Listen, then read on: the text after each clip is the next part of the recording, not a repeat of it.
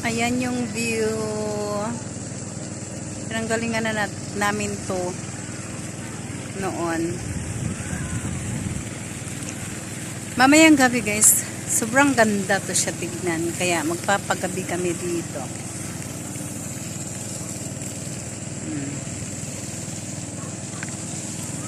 Ayan si Kuya nagbibilig. Si Bibo nandun na iniiwan ako sa anak ko.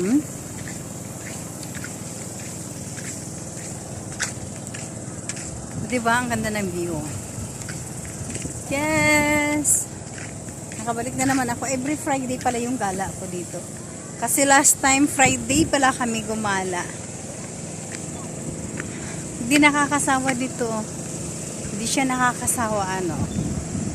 Mag-exercise pala ako. Wait lang.